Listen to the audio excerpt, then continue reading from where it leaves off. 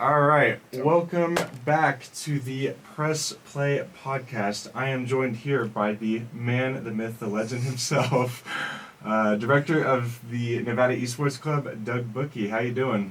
I'm good. Can't complain too much, I guess. Nice day. Yeah. Yeah. Finals. At least kind of how has finals week been kind of tough on you at all, or even though you're not like a student, but No, I mean, like for us, I work in the Office of Information Technology for my day job, and this is sort of a down period, to be honest, because nobody's making huge changes. So for us, it's sort of kind of being on standby with a fire extinguisher, kind of, to fix problems as they come up. So yeah. Other than that, I mean, how's life been just in general, other than work? Or? I think everything's good. I mean, I got my health. My wife's got her health. I think we're just kind of chilling. We don't get too excited. So we did finish the eSports class, the media purchased eSports that we taught journalism 271. Oh, yeah. Fellow student of yeah. the class. And that was an interesting experience. So my wife is by trade is in elementary education. She teaches little kids. But she has plenty of experience, like teaching adult classes for teachers on professional development, that kind of stuff. So when Dean Yoon came to me and we were talking about esports in general, and he's like, "Hey, if you want to prove to the university that esports is like a thing that people want, if they'll pay money for it, then the university sort of will look at that." So, I had never done it. I don't have a master's degree, which is a requirement to teach a class, but my wife does, and so I asked her, and she's been my partner in crime.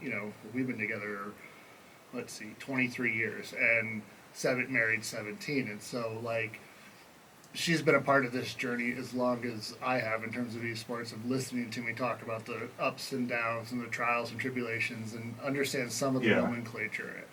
But I think the class itself was an interesting exercise. I found it deeply satisfying. I did all the lecturing while she did sort of the administrative and sort of made sure that I was on where we needed to be. She did She did the grading and assignment creation, and I did some of that with her. But all in all, I think it was a very positive experience. I think the most stressful part for the semester for me was just having never done it. Yeah. And it's definitely. And the class is 2 hours and 45 minutes. And I don't know if you know this, but 2 hours and 45 minutes is a long time to fill. We had a lot of class periods. Definitely, I'm gonna adjust this a little bit. So it's a little more on my face. But I mean, we were kind of ending class early most of the time. I mean, we would get to. I feel like later on in the semester. I never wanted to do a class that I'm just talking to talk. I mean, I understand the time period, but with big assignments and the lecturing of the topic, sort of the way the class was structured was set, for instance, our streaming and broadcasting. So that was set to be over 3 weeks. That could have definitely been done in 2, right? So there's these setups of the class that we know better now about how to do pacing. I understand now the building the actual lectures and the course materials that were not built when we started is a thing that is now done. So I think in the future that it's a nice thing to do. We are going to be trying to work with the online learning people to make it fully online, kind of asynchronous. We'll see how that goes. There may be still some elements of it in class, but who knows?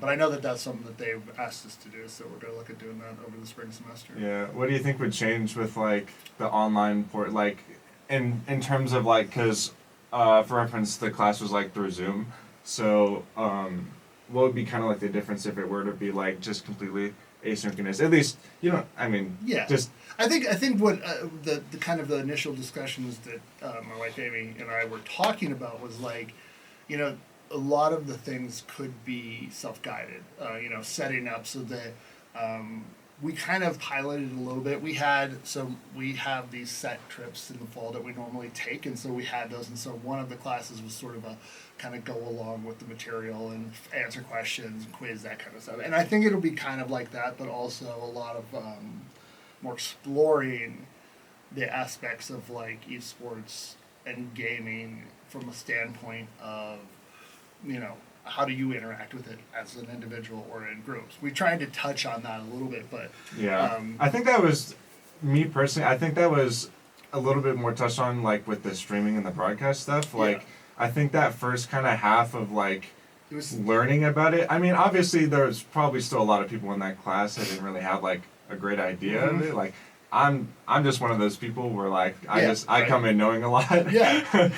But I mean, I feel like personally that like the learning part, I feel like that could definitely be like shrunken down a little bit. I think the thing that is the front load there was we're trying to figure out like also, and this is not a slight against anyone. Yeah, But yeah. the book that we were recommended to use. It was super thin, right? Super thin. Yeah. It was a collection of journal articles, mainly from the viewpoint of like Mexico and like the like Southern American areas and stuff like that. So it was very centric to sort of like it talked about all of these things, like everything we kind of went over about the history and building and all that kind of stuff. But I think the thing we talked about in class briefly was that hey, every article you start and every chapter you start starts with this is what esports kind of is, and so what I found that to be is incredibly repetitive. So even the classes where we were going over what esports is, how gaming is different from esports, and that and the history of how they're interwoven for so long became really repetitive because you were being hammered over the head with the readings, and which is why we sort of started to shift away from the book a little bit, because there later in the chapters was more practical anyways. The stuff that we were doing was more hands-on, more class. And we also learned, right? We learned that like those were better received. So let's do more of those and make sure that that's, and it being a journalism course, you know, I don't have a journalism background. I'm an IT person who knows a little about a lot of things and a lot about a small amount of things, right? And so I'm willing to take on and put it from a perspective, but I mean, I think that was a definite challenge. But the course itself, I think, was good. And now that I will tell you this, it was almost like because we didn't have a lot of the course materials like pre-made over time, we were ahead a little bit, but it was homework. Well, I haven't been in college in a long time. So like, for me, I was like, kind of exhausted and had that same anxiety and stress level that I had when I was in college a little bit of like, I didn't want anything to be long and boring and dry because, again, I hated those types of lectures. But again, I'm also way better in person. Like the way I kind of connect with people, the way I can see things, definitely. I can understand and like I can be. And the other thing is, it's hard to get people who don't have a full complement of like they don't have a webcam because they don't like do a lot of stuff online, so they're using their phones and that kind of stuff. And it's a little bit harder when you have a full class and you can see that there's 10 people or 11 people in class and only 5 of them have their cameras on. It's you end up teaching to the same people over and over again, which is fine. But I feel like it's also a pilot class, so it is the first time. I feel like the other thing too is I just kind of wanted to connect more with all of the students in a way where I could elicit more responses. And there were small periods throughout the class that everybody I sort of thought, I hit a mark with them, and learning to that some of them were better in the smaller breakout groups, and they were talking more in the breakout groups. Some of them were maybe just showing up and not having the class playing while we were doing it, but not being really attentive. I can't say much, but I do think the long term it's overall good for what we're doing for esports here on campus anyways, because again it establishes that at least for this semester there was 15 to 18 people who signed up for the course. They took the course, we had the course. How many of those performed well versus not performed well? Well, the tape will tell when we get ready and finish all the final grading and all that kind of stuff. But I think it was successful overall. Yeah, I mean, and then I guess another kind of shoot off question of that: what was your favorite part of the class? Like, which week was your favorite? I think the ones that were fun for you were like the streaming and the creation aspect of it. I mean, I think like. For me, a thing to know about me is that my wife and I we're bakers, we're crafters, we do things, we create. Like I have I am big into 3D printing, and but we have a laser cutter, and my wife is quilts and crafts and does all that. So we have all these things. So being creative is an incredible outlet, and so being able to work with the students, getting them to understand what the mission here is, and eliciting sort of the responses, and then getting to see what your products were really rewarding, I think, because it's like, oh, did we do a good job of getting across what we wanted them to do in a way that they could produce good content? And when we talk about the class in general, I think that's where we went to, and a lot of it is that eSports is built upon the content generation, of through the beginnings of the late 90s to the early 2000s and on, and kind of we talked about the rise of the internet, the rise of eSports. Yeah, rise of Twitch and whatnot. Yeah. Yeah, I mean, it's interesting to kind of just see, like, the impact of just, like, even Twitch before, when it was, like, Justin TV and stuff like that. Yeah. And, I mean, I know you were kind of also talking about, like, technological limitations and stuff like that. Do you think that had as much of a factor as you'd hope, or? I think that or not hope, but, like, kind of worried about. Yeah, I think that for me, one of the worries that when Amy and I were creating, like, assignments was, is this technologically equitable for people, right? Like, if we say, go do a Twitch stream, which was one of the things, was create or do a mock stream or do an actual Twitch stream and turn it in.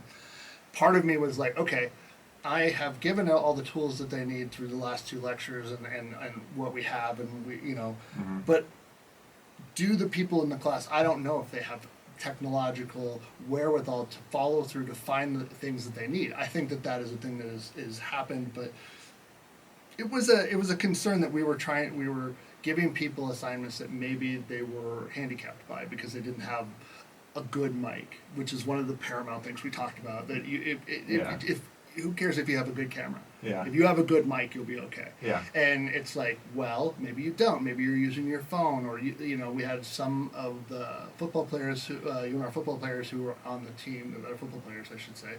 Don't say UNR for the athletics.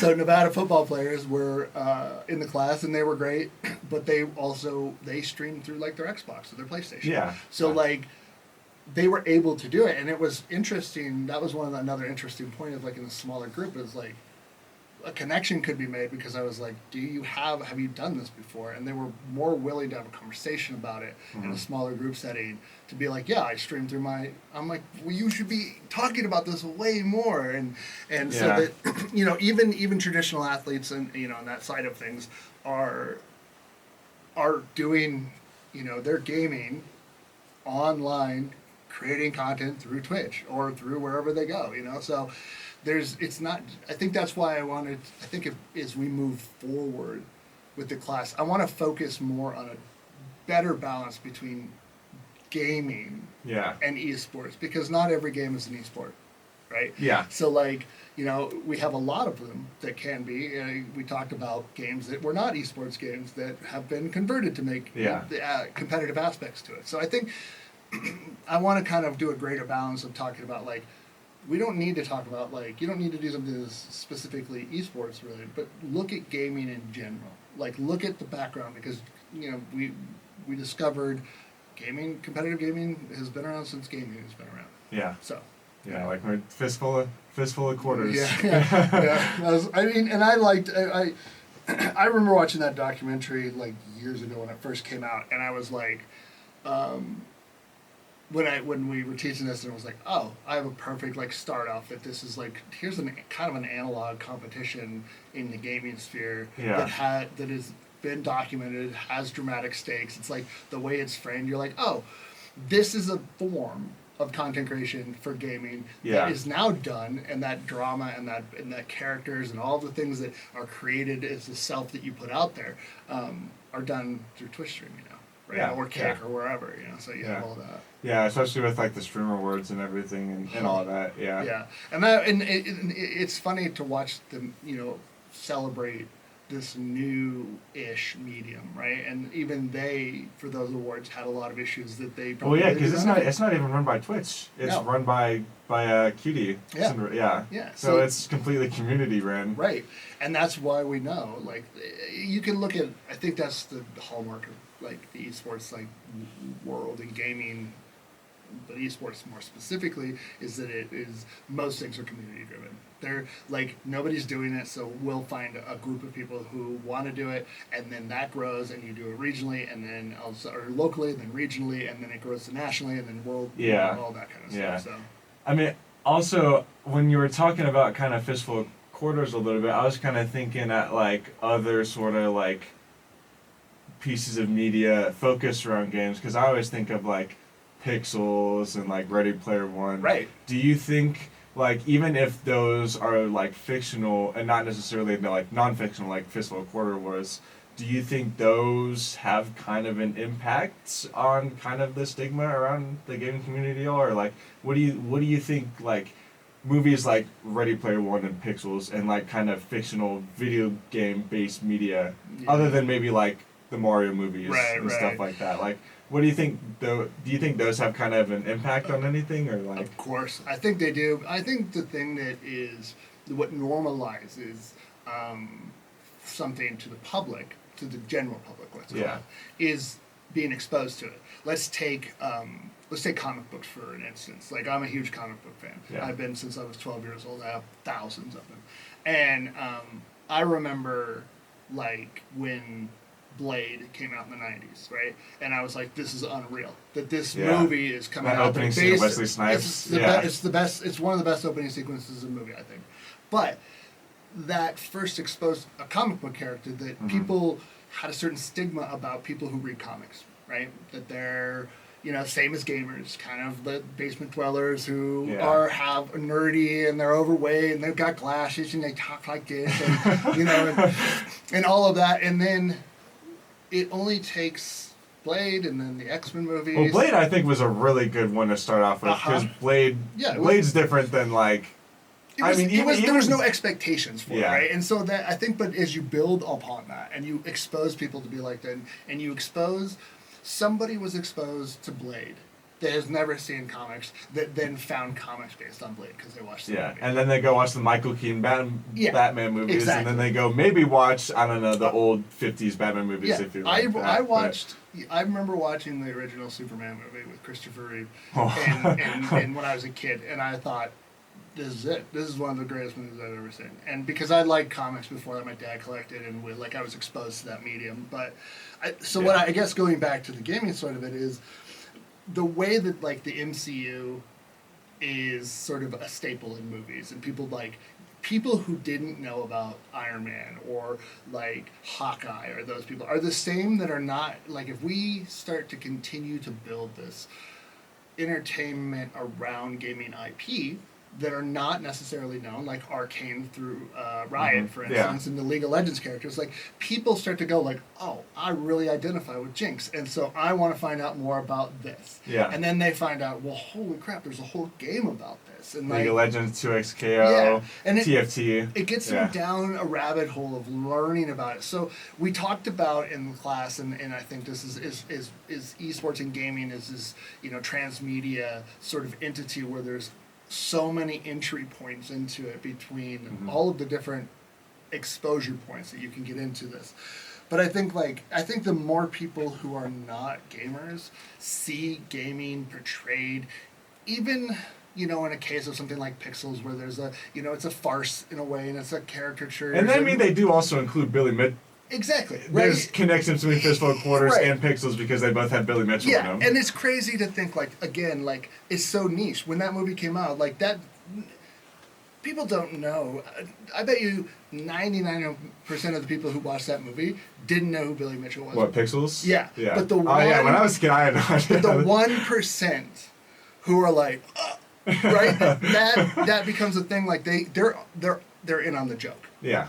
And so that makes a connection. They see something that they love, on the big screen. I always talk about people who complain about like comic movies that are like bad, and I'm like, Well, there's definitely good modern examples. Black Adam being one of them. But I mean, you can say like, well, they didn't have to make that movie in the first place, and so you could go in and eat popcorn and be like, well, this isn't a great movie, but I'll watch it anyways. Just enjoy it, yeah. Yeah, and not every movie I think has to be cinema, and I think gaming is the same sort of a thing, and like, in a case of like Ready Player One, is based on a really popular book, and so I think like it gave an avenue of like what could be in gaming, like VR. We talked about this a little bit, but like VR is not there for gaming, right? It's not yet. It's not right. It's not. There's you what you see in Ready Player One with omnidirectional, treadmills and haptic suits and all of these things that like where you are your life is basically now virtual reality, right? Yeah. And you're also dropping like a shitload of money. Exactly. And I think the end result of like these exposures are people are like, okay, well, these people look normal. And when you start to drop it into things that aren't gaming centric, where you have people who are gamers, who are main characters in movies, but they're not. It's not about gaming, right? Yeah. Then you start to see it. It's the same thing where you would, you had again, like The Big Bang Theory is because of pop culture and the way they use pop culture and comics and all of the different things. Like, I think that's good, bad, or indifferent about that show. It's a stepping stone for people. It was the most watched television show on TV for a long time. That put eyes on people who are in comic book stores, looking at comics, seeing the figurines around, and the same thing. So I think that's the I don't know if, I mean, there's obviously negative portrayals of gaming, like, obviously. Like, the South Park. Yeah, I mean, but even that, if you look at it from a farcical standpoint, it's, right? But it's still, the point, I guess, is that I think the exposure is good over the long term. It's going to take a while to get there. There's going to be somebody is going to take one of the IPs that is of a game, or they're going to make an arcane movie of some sort. It's like a 2.5 hour live action type of a movie where they're able to do it with the technology. Yeah. And it's going to be, if it's good, then people are going to be like, I want more of that. Yeah. I want more of that. You're going to see it more. And when you talk about the spectacles of the like League of Legends Worlds or the Valorant Championship Series and all of these things, like where they pay people to come in costumes so that they're there, that exposes people because it's like, well, I'm going to take my friend who's not really a huge gamer, but they like this type of a thing. Right? Yeah. I mean, still kind of going off of this a little bit, but do you feel like, I feel like there was especially a lot of like 90s attempts, especially with the worst example I can think of is the live action Mario and Luigi. Oh yeah, terrible. Like, do you think those, especially, and also like maybe even like the Street Fighter movies of the 90s, and maybe we can talk about like kind of the new Street Fighter movie that's coming out. Yeah. Do you think those 90 movies kind of left a bad taste in people's mouths for a while, or like it kind of had a negative effect until these companies sort of started to revisit it with like the new like the remake of Mortal Kombat and... Here's my thought on this in a truthful fashion is that somebody's favorite movie when they were a kid was the Street Fighter movie. It was the Super Mario Brothers movie, right? It might not have been like, they might look back on it now and have watched it again and been like, oh, I don't know what I was thinking. But at the time, it was their favorite movie. Yeah. And that is the thing that I think the negativeness of it is we tend to take reviews about movies that come out as like this gospel of how good or bad a movie is, right? And they get paid to do it, and that's their job to review. But a lot of times, there have been critically lauded movies that are, or panned movies that are no good, right? That are great, that have picked up a cult following because maybe the audience wasn't ready for what was happening, or maybe all of the things that come around with movies. And I think looking back on them, they were stepping stones to get us to where we are. Like I don't know if you could, without the continued popularity, which was only made better, kept the popularity going because it was talked about in bad movie circles, and it was talked about like it kept the IP in the zeitgeist, right? So people knew about it. Yeah. You could lose. There's all kinds of stuff where they could lose. There are games that we don't think about anymore, right? Because they're not talked about anymore. So. Yeah. Yeah, I mean, kind of, and then going back into what we were talking about with like just Nevada eSports Sure. and whatnot. I mean, you've been the faculty director of the club for how long now, or Since the beginning. which was They came to me in 2012, but I think the club finally established officially, going through all the paperwork that you have to do and all that, and maybe the 2013 fall. I'm thinking that seems about right. Okay. But 2012, 2013 is when the club was basically established. okay. I mean, kind of throughout this now over a decade that you've been faculty director, like, what's one thing about the club that has always kind of like stood out to you over the years, and through the changing of student administrations and whatnot? Like, what has been one thing that has always kind of stood out to you the most? Well, I think young people sometimes get a bad rap. Well, I think they get a bad rap all the time. But the initiative and the sort of time and effort that students put in voluntarily for these clubs, especially Nevada eSports, the founders of the club put hours and hours and hours of constantly talking and consistently following through on things to make, not only get to a point with competitiveness, but also to build a community in which people who love gaming of all sorts had a place to be.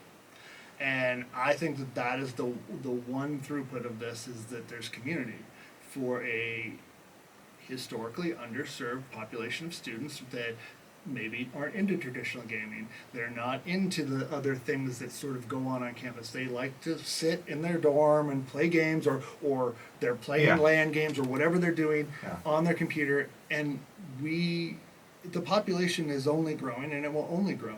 When I was in college coming up in the early 2000s, and That was the peak of LAN parties. yeah, I mean, and like we did LAN parties. I will say, like, those were super fun because, again, it was about connection, it was about community, it was about like having a good time, and giving each other crap about gaming, and like, oh, you're so terrible at this. That's a lot of the like base sort of gamer speak came out like when I was coming up. Yeah. And so, like, I just turned 48. And so, like, I was on the wave of like technology boom of personal computers, personal gaming systems, all of that kind of stuff for the home. And it was sort of a wave that kind of is just, and it's continuing, it just gets bigger.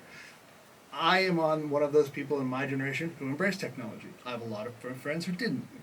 Yeah. Not in a major way, right? Yeah. So, like, but your generation, everybody games in some way. Mm-hmm. It's through their phone, through their PlayStation or Xbox. They have a PC gamer, a gaming PC. So, like, there's not even an aspect that between, I think, obviously gaming continues to skew heavily male, but I think also there are a lot more of the rest of the crowd Mm-hmm. playing games now. Yeah. And I think it's an avenue where we know that colleges are seeing a decline in male applicants to schools. I mean, it's a thing that is happening. Yeah. And you have to give a reason to maybe come Incentivize people. Yeah, and I think that there's organizations and institutions out there that are jumping on that bandwagon. And I think that, again, the long throughput of it is that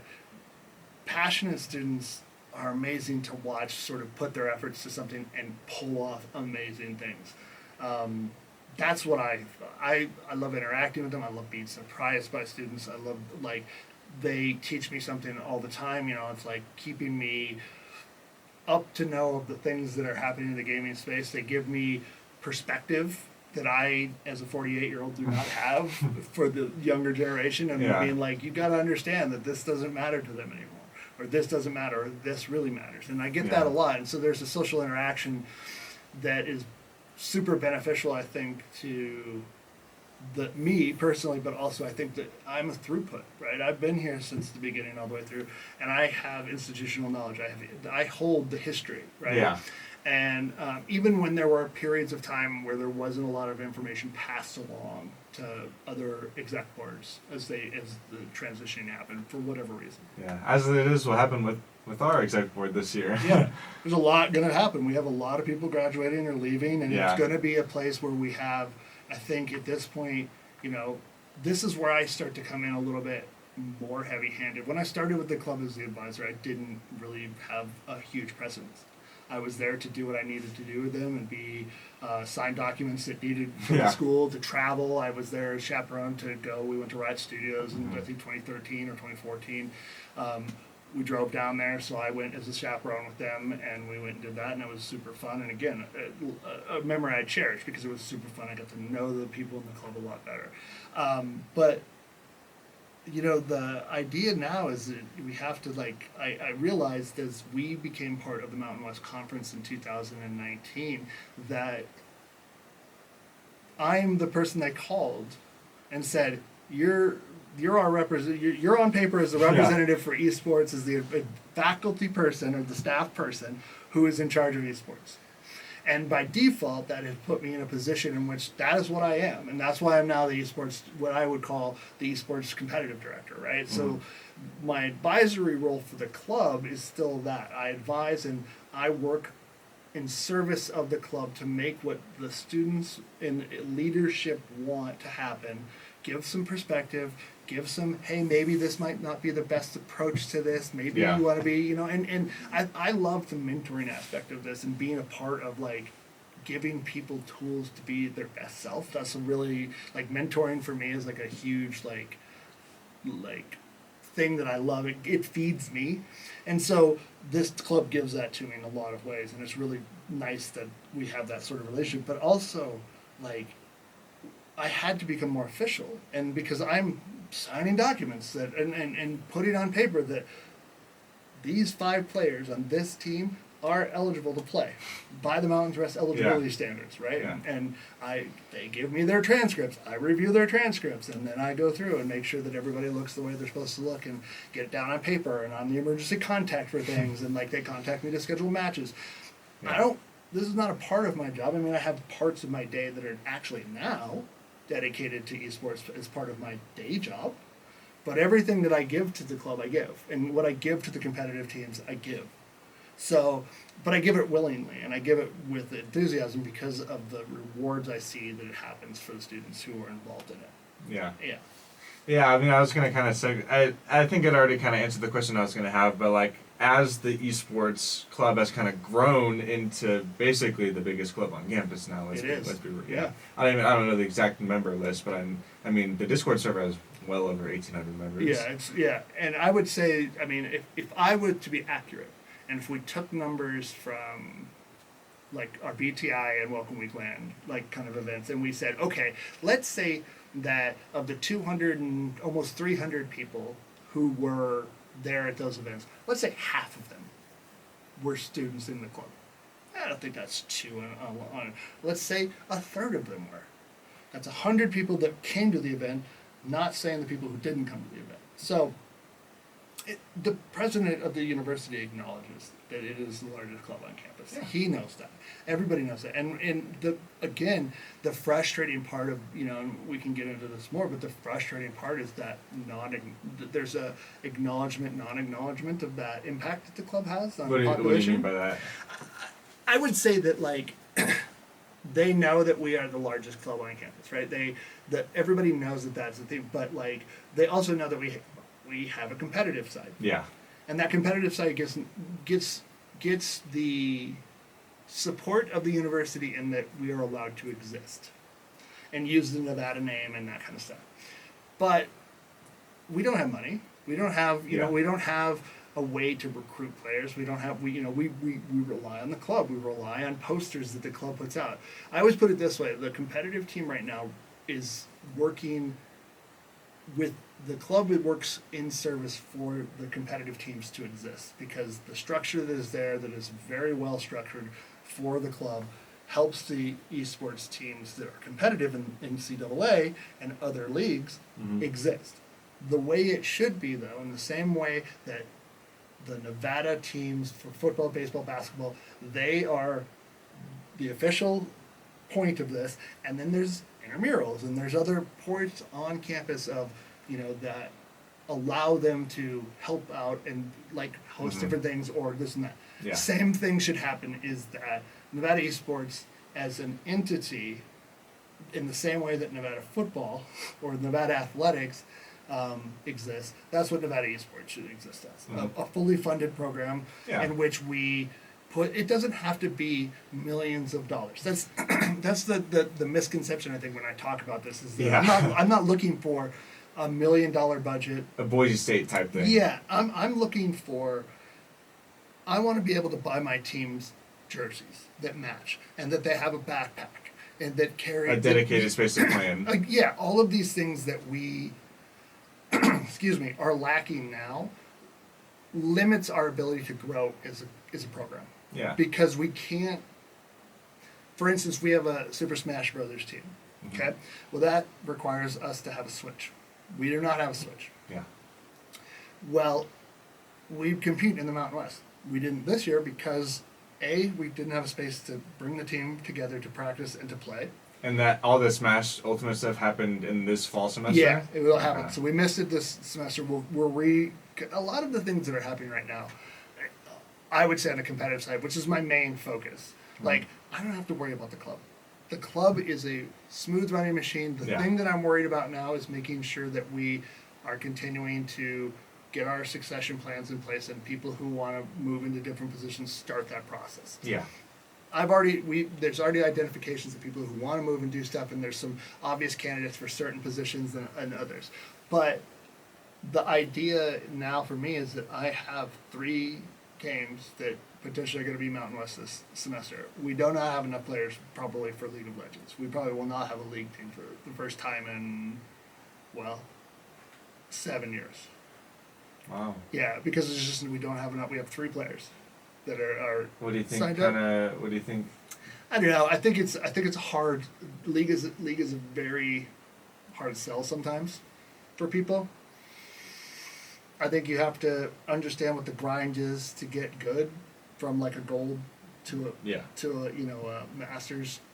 Yeah. Or a diamond plus or whatever. Yeah. Playing in solo duo is a lot different than playing in an actual. And the thing, I'm learning all of this too. I don't play these games really. Yeah. I mean, I play casually Rocket League here and there, but like I don't play Valorant. I never was good at first-person shooters. I've never been good. I played League of Legends with the 2020 team a little bit just because I thought it was funny that I didn't have the speed for clicks, and so.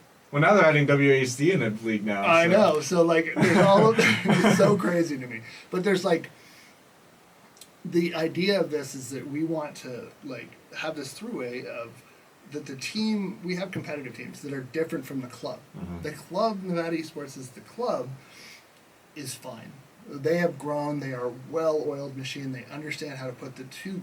I would say, I don't know if I can't say this for a fact, but I would say that the Welcome Week LAN and Break the Internet events, Welcome Week in the fall and Break the Internet in the spring, are 2 of the largest held student events on campus all year. Yeah. So, like when you're putting up numbers of 200 and 300 students coming for 14 hours, it's hard to argue with that. But I do think like the establishment of like the idea that sometimes when we say Nevada eSports, and this is where it gets tricky, we have a Nevada eSports club, and we have Nevada eSports for competitive, and they are married currently where one serves the other. But the competitive team really should be a program that serves the club, where they help sponsor Break the Internet and Welcome Week LAN. Yeah. They help bring in people. Money and they help bring in, they can say like the team brings in money, the program has money, that then they can be the sponsor for Welcome Week LAN and Break the Internet and any other events that the club wants to put on. That the club is a booster, it is a pull field for potential players. It's they're still married, but the dynamic changes because the club is run by students who change a lot.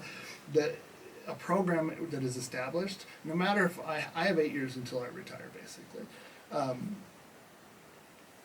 In that time, I hope we get something. But when I retire, like that is a opportunity that somebody would get hired in a position. Let's just say that's an official position. Yeah. Somebody's going to get hired if I leave. Yeah. Right. And they're going to get throughput and they're going to do things their way, but there's a history that's there and documentation and if you do your job right. So that's when we talk about this in the long term, is that the goal now is to really establish, like when I say Nevada eSports without club on it, I'm talking about the competitive teams. Yeah. And when I say Nevada eSports Club, Well, now I'm talking about the club at that point. And Mhm.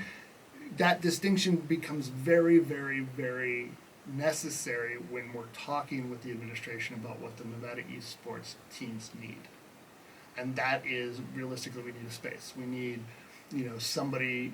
And there was about to in the Yeah, I the mean, season, there's sorry. something happening in the School of Business, but we're not involved in it. So, we started to be, and that fizzled out. in terms of, you know, the direction that they wanted to go versus what our recommendations were not the same. And so we were asked to not participate, which is fine. That's and unfortunate. they were working with Jillian and other, and there was just an indication from what I understand, and again, this you get more if you talk to Jillian about this, but Yeah. that there was, they had a set idea of what they wanted the space to be, and it isn't what we were looking at it being, or what we or the leadership of the club through me as their mouthpiece was expressing to them of what the club wanted. And what would the reality is it's a space for the club is great, but realistically the space was not for the club. It's In my for the mind, teams. it's for the teams. Yeah. In the same way that there's the Cashel Fieldhouse for the football team, right? And that there's the baseball stadium for the, there's all these spaces that they can exist, so that I can say practice is at 6 p.m. on Tuesday at our facility. Be there. You better have a good reason for not being there, right? Yeah. And one of the things that for the expectations that kind of moving forward for the teams in general as we look at this is like I'm starting to tell the people who have teams, especially for the Overwatch and the Valorant teams, which are going to be playing in the spring as well, they need to basically think of the team as another class.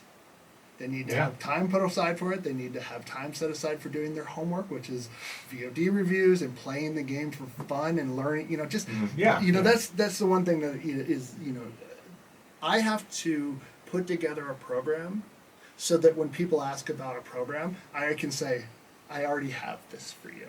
Here's what we're doing. Here's when they practice. But it's really hard to do when you can't say, this is the home of Nevada eSports. Yeah. And the nice part about a space for a team is that the team doesn't need to use it all the time.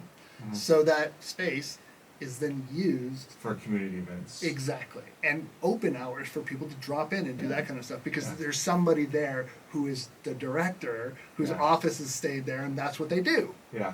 Or they have a staff, or they have people, through the... Maybe even potentially bring in, money for the club as well. Exactly. Renting out the space. Exactly. Yeah. And there's a lot of all that. And I think that, this is nothing new. I've talked to the administration, multiple administrations in my time doing this, about esports and understanding the importance of it and its impact not only on, people and their feeling of, community and that they belong to something, but it's also just, it's an outlet for people who play these games, and they play them well. I mean, we know, we have to get beyond the fact they're playing video games. Yeah. We have to get to the fact that they're competing and that there's high level stakes involved. Yeah, high level eye-hand coordination and critical thinking and communication and all of the things that we tout as the things that you develop through traditional sports are the same things that esports just slightly different in how they approach it, but exactly, but still the same. Yeah.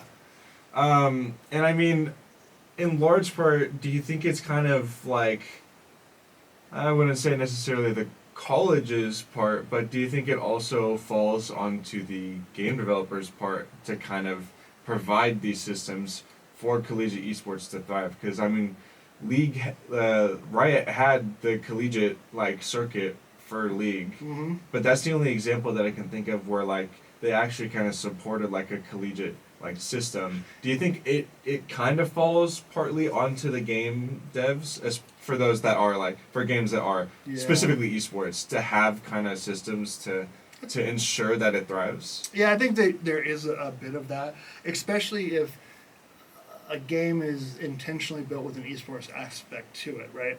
So most, I would say the big games, Rocket League, League of Legends, Valorant, even Overwatch, right? They have their leagues through Blizzard, through Riot, through Epic Games, right? There's like, there's, what is it? Rocket League's got CRL, and you've got, I think so, yeah. and you've got CVAL and CLOL, and then there's the stuff for that Blizzard puts on for that all feeds, and all of these. This is the other thing. All of these different things feed into CECC, which is, I'll never get this right. It's like the collegiate. I don't know. I'll have to look at it. CECC? I can look it up right now. CECC, which is it's a big like kind of national tournament that happens for all different types of game, and a lot of these seasons feed into it. So Collegiate Esports Commissioners Cup. there you go. Right. Yeah. So like, but that's not like what I think would be, and you're going to see more of it. I think because you have large schools, Ohio State being one, you have Boise State being one, San Jose State, UC Irvine, which is basically the grandfather of collegiate esports. Yeah. They were the first to do it in a major way. But you have, I spoke to 5 years ago. I spoke to during COVID, right before COVID, the League of Legends team won Mountain West Conference. It was the first time it was 2 years in since they did the collegiate conference or the collegiate cup that they did, and we came in third our first year in league, and then the same team had a lot of the same players that were either still there or they had people in the wings that came up and played, and so we won, and it was like. There was a lot of action behind it. A lot of people were like, well, can we do with this? And then COVID hit. And then it just shit on everything. And it's, it was a shit show for everything that everybody did, right? Yeah. So, hell, even my own high school esports club. yeah, it's a crazy thing to think about. So we were doing things before even they said go home, work from home. I was still looking at spaces on campus, and there was a space we had that go look at this space, they said. See what you can do with it. I spent hours, a month with my wife, with a long, a cloth tape measure that was 200 feet that I was mapping out the room with, and then drawing on graph paper that was all tied together, 6 sheets of it, of a scale of the room of where stuff would be, what it was all really well thought out. And then the problem is money gets involved. Yeah. And they go, well, it's going to cost you $2.5 million to renovate this room the way you want it. Lord. The deal is I don't care about any of that. I just need the space. I will go find tables. I will get people to donate tables to me. I will get people to donate old chairs to me that we can make work. Mm-hmm. The problem is that when people think we need a fully polished, and this is going to sound terrible, marketable product. Yeah, no, that's ultimate. Yes. But that's part of what plays into it as well. Exactly. But the charm of it is this, okay, I'm happy to prove my point. I'm not a number of years to be see what we're doing here, and just putting a few $1,000s the first year towards it to be here's what this makes us do. Here's what we improved on. I'll write whatever people want me to write. I'll give whatever reports. I'll stand up in front of anybody that wants to listen to me talk about it. But give me the opportunity, right? Give the idea of commit. Say, yeah, we're going to put it. And if after 5 years you're not seeing what you want out of it, then either I'm not the right person for it, or the program is just not viable enough to continue as it is. But we need to stop kind of being on the wall. We need to we have to put your feet down and just commit to it. Yeah. Commit to it. And Boise State is a really good example of an institution that is pretty much like a sister institution, size-wise and community-wise, and they had, when they established in I think 2017, they had a president who was like, well, if we're going to do this, let's be the Alabama of esports. Yeah. Well, I don't want to be the Alabama of esports. I want to be the Nevada of esports. I want to do what we do. Yeah. I want to do it how we do it here, and how, and integrate with all of the great things that the university has and all of the things that are already established, and work with the athletics department to, where we cross over, where we don't cross over.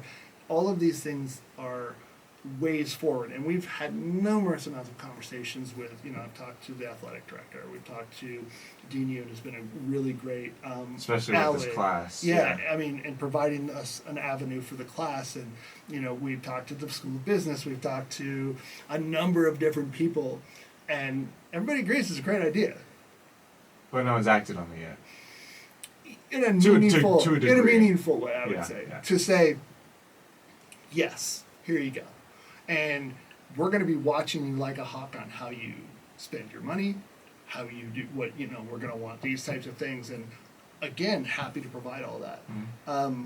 But I think it's a chicken and the egg kind of a thing here of like, our biggest opportunity was we had the win. We were the Mountain West NCAA champions for League of Legends. That did almost happen again last year with Valorant. We were very, very close, and I think our team this year is also very, very strong because we have a lot of new people, but they're very dedicated. Yeah, I was talking to some of them when I did our Valorant episode, and it was the thing that I would say, like, their positivity and understanding, and like, I'm trying to build an organization that is built on community, it's built on trust, and that the teams see themselves as just that, a team. You need to rely on each other, and that means that you relying on each other means showing up when you say you're going to, setting your schedule and sticking to it. And by me saying, we had one of those where we were doing in fall warm up for Valorant. We actually had a situation where somebody said that they could play, and it turns out they couldn't. And we had somebody who was available, but they were playing in a premier match. What lucked out is that our match, we had 15 minutes until we had to forfeit. And like 10 minutes in, he finished his premier match, joined in, and they played. And so it was, but that's this kind of stress that we don't need. And other teams might have, but I don't think as much as like we do. So like, my job right now is to, and I hate to use this as a thing, but I'm like, no shade thrown at any of the players on the teams. I'm trying to Ted Lasso them. Yeah. I'm trying to make them understand that what they're doing is a part of a bigger thing, and that there is pride in what they're doing. They should, and that pride and playing well is good. Losing matches is not fun, but it is also a good thing because we learn from those things. And I'm trying to take that kind of mentality, and the coaches that I had in traditional sports that were really meaningful to me, that built these teams where I would have died for my Patriots, if I needed to, because you build up and you fight together, and that's what we're trying to do, is build this out, and so people understand, like, we're doing this, we're in the trenches together. That means that you've got to have everybody's back here, and we need to rely that you're going to be here when you say. And so it's a little harder for some than others, and there's a little bit more uphill. Our Rocket League team was the first to take this experiment on. We had a student coach who couldn't, unfortunately, continue with it, and so it fell into my lap to try and organize and figure this out. And luckily, we had some players at the time that were I had known, because two of them, actually the three of them, when I first started taking over, we went to Phoenix together. We got invited to an event through Grand Canyon University at the Phoenix Motor Speedway, and I drove them 12 hours there and back in 3 days, so that they could compete in it. And I got to know them, and I understood like their motivation for being on the team and what they get out of it and how they do it. And so like I was able to use that knowledge of each other and sort of like, again, the camaraderie we built of going on this trip together and doing it, of being like, look, we had a senior, he was, in the honors college, he was like, he didn't need to play Rocket League. He was very good at Rocket League though. And I just took him aside and said, I need you to lead this team. And I know that it's not in your comfort zone. I know it's not something, but I said, I need you to be a rock here. We have people who can step in. We have the talent. When you graduate, I'm not worried about it. I need to show them what it looks like. and he came up, he helped, he did a thing, and we now have really solid. We have 6 players that can intermingle with each other, and that's the goal. Is that, when you don't have the luxury of saying you 3 people are on scholarship for Rocket League, so you have to be at the game, or you have to be at practice, or you have to this, or I can get you excused absences for class, or you don't have to work because I'm giving you a scholarship. All of these things, right? You have to have a number of players to be able to go, well, Zion can't come to the game today because she's working, or Caden can't play today because he's working, or he has to study for his test tomorrow, right? So we have to have this ability to be flexible in our team building so that I can say, well, okay, the team's going to be today, it's going to be Zion, it's going to be Kizzy, it's going to be Gav. And they have played together enough that they can go out and they can get it done. And so that's my philosophy for all of these teams, is that try and get as many people on Nevada Blue as humanly possible, which is our varsity kind of level teams.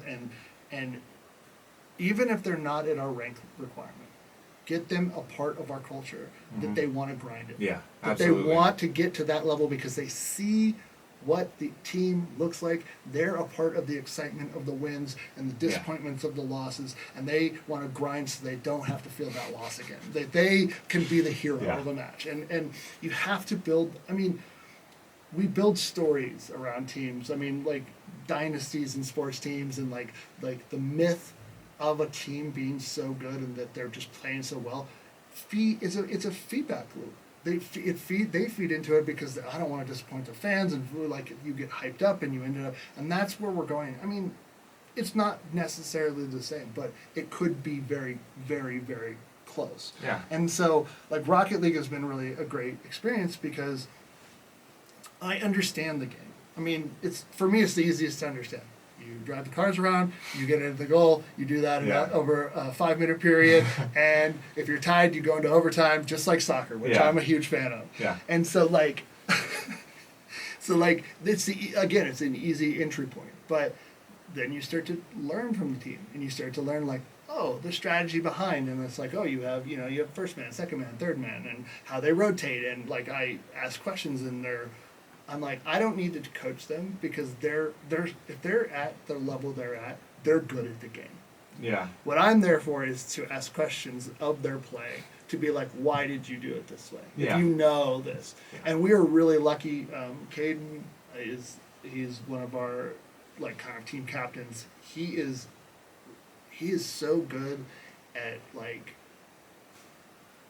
VOD review, and it's. I want to be like, what are you going to do after you graduate? Because would you stay on as a student, or as a volunteer coach? Because his analytical skills are really, really, and so he leads VOD reviews, and everybody goes to VOD reviews, even people who are not playing. They're there, and so a new rule that I've sort of instituted that we're kind of working is that if you put down on your schedule that you're available, and we have a match time at that, but you're not playing, you're still available. Because if something goes sideways, substitute. I need you to come in. Yeah. We've had a case where Rocket League, where somebody's internet dropped at their house. Oh. And so they had to finish 2 minutes, 2-on-3. Our guys did. So we ended up losing that match. Luckily, our fourth was in the chat. I sent him a message and I said, get going. Yeah. He got in, and we finished out and we won. But I don't know, last year in the spring, we had a Rocket League match. Maybe it was in the summer, I can't remember now. But against University of New Mexico. That we were pretty well even matched. And there were I think I remember them when I had them on. I think they talked about this two match. overtimes. And it was, I'm streaming, and we just basic stream of gameplay because we just want people to see it. Yeah. But it was so exciting. Even the chat was going crazy. I'm yelling from my office in my house, and my wife is like, "What are you doing?" And I'm like, "This is the craziest thing I've seen." That's what I want all the time. Yeah. I want that for every team. I want that exactly. I want that, and I want there to be on campus. I want them to walk around in a Nevada eSports shirt that says Nevada eSports Rocket League, or Rocket League Nevada eSports, whatever. whatever our kit looks like proudly, so that they can display like, I play this for you, and they can get recognized and be like, what? Yeah. We have a Rocket League team? Yeah, we're real good. You know, it's funny because we're talking about Rocket League for the spring as well. It's not in Mountain West. We do another series called the Collegiate Conference Series for Rocket League. And I said, our goal is that we are going to go in there and we're going to surprise people. Our goal is to be like, what is happening right now by the second game? That people are just getting outplayed. And that playing together will get you there. That wanting to show people that, like, yeah, we've been getting our butts kicked for the last few years. Not anymore. We're gonna show you what We're it's competitive. like. We're gonna show you what it's like. We don't have to take first, but I want to be competitive. Put up a good game. I want to put, like, one of the proudest things that they were like even last year is that they took a game off of San Diego State, which is the third best team in the country. So they were like, we won 1 of 3 or 1 of 4 games that day. They were so stoked, but they talked about it for weeks. And so, like, they didn't win the match, but they got what they wanted. Yeah. They took a match off to the third best team in the country, and that to them was a win. And now they're motivated. Now we want 2, and now we want 3. You know, that's how you build these teams and these dynasties, sort of situations where people are like, they're hungry for it because they got a taste of, like, if we beat San Diego State, that means something. You know, and it's the same way if you go against a Michigan or a Notre Dame in college football, and you're a smaller school, or, you know, it's an off-season game, or, you know, and you win. Yeah, imagine if Nevada Reno beat Penn State in that first game. Exactly, right? And that's exactly that, right? So we have to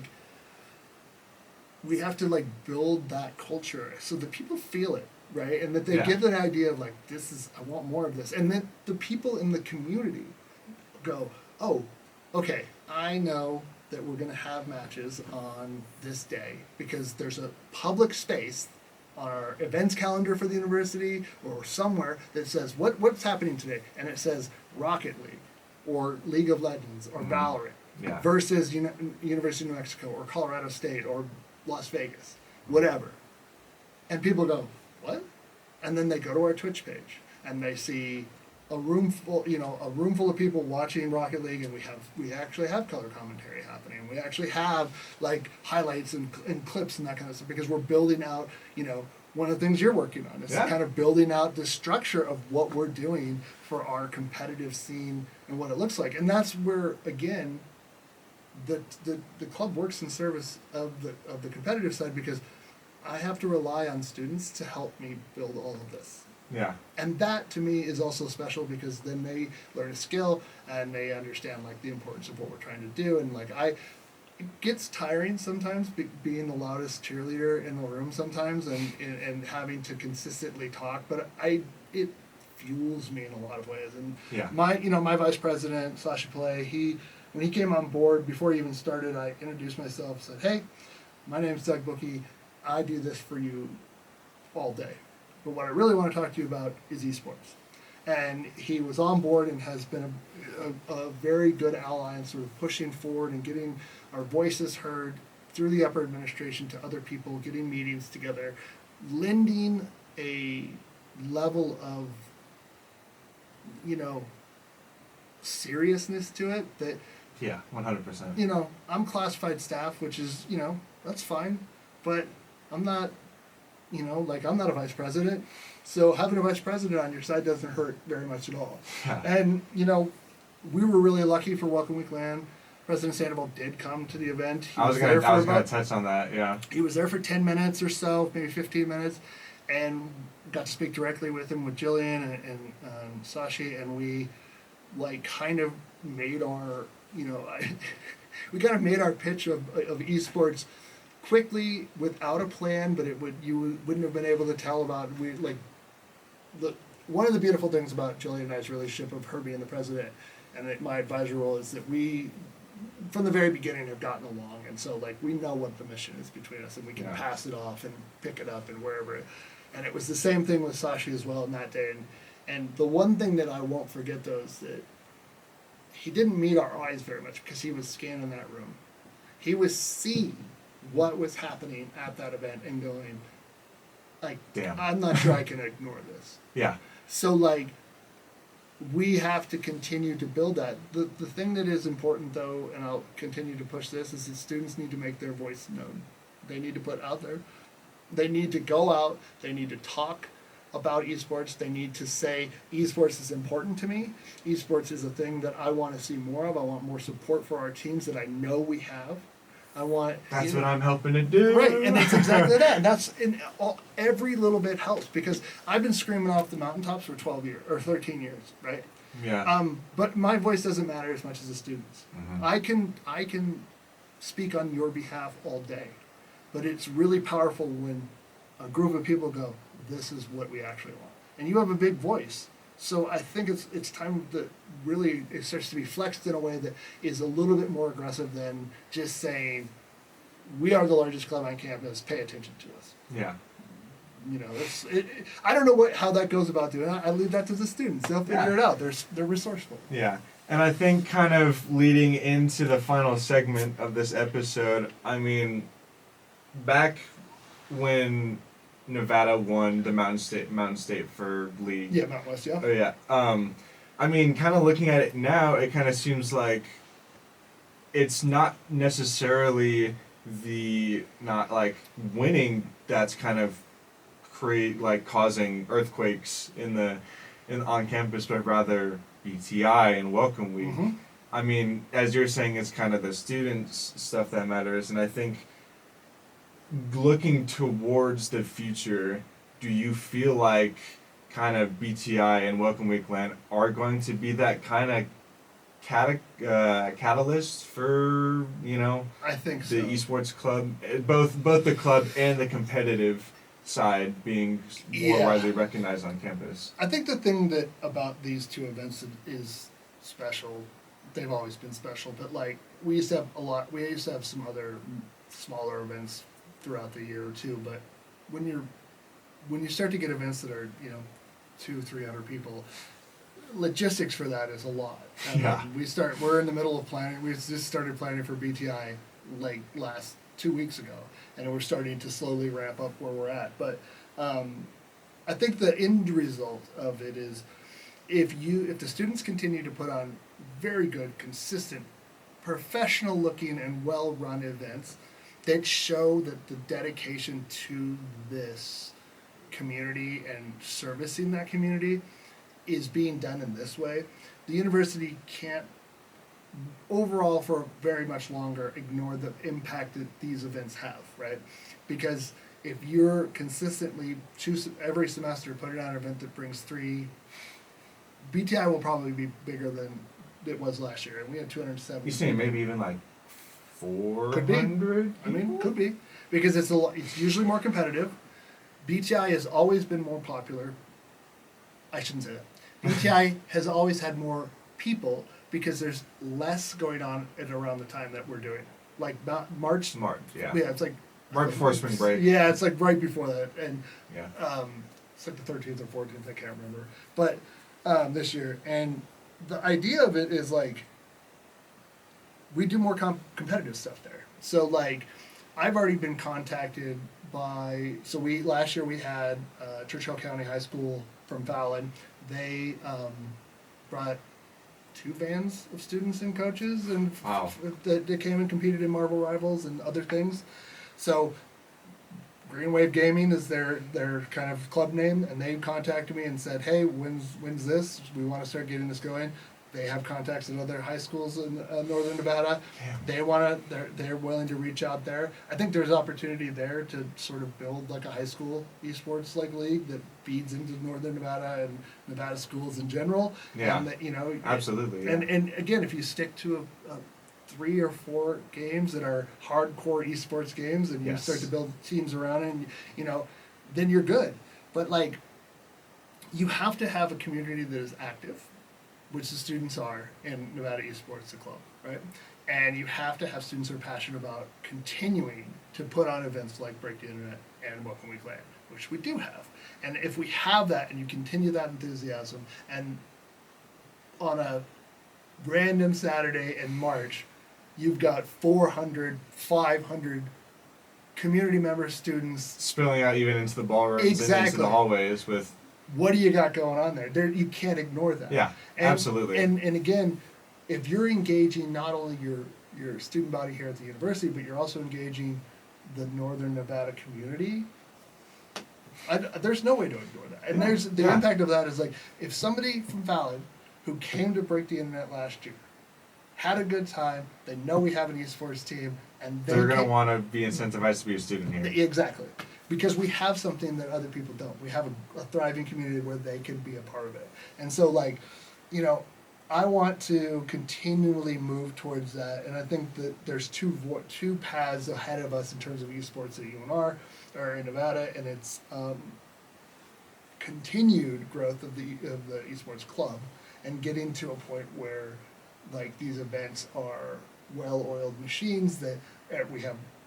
Here's how you run Welcome to Clan. Here's who you contact. Here's what dates you do it. Here's when you drop the announcements. Here's when you start registration. Here's all this stuff that you've learned over time. Mm-hmm.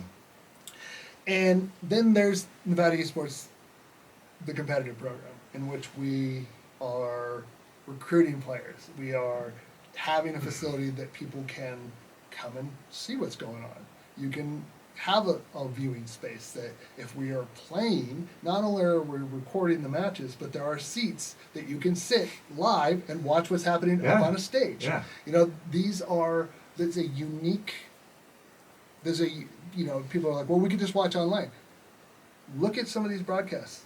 They have people in an audience watching these matches. So there is that opportunity for this. And you can begin to say like, well, we could do show matches. We could host high school tournaments. We could host all of these things and potentially start to build all these things out that not only, again, build up the university in a unique fashion, but also give the club more room to breathe so that they're not carrying the heavy burden of growing esports as a community and gaming as a community at the university, and doing the competitive side at the same time. The heavy lifting, it would be two separate things. And so, but they still interact with each other. They're still married, but the dynamic of it is, again, independence. This gets money. The program gets money that they can then help sponsor events to make them bigger and better, and give the breathing room that is there, that the club needs sometimes to be able to help with that. So, yeah.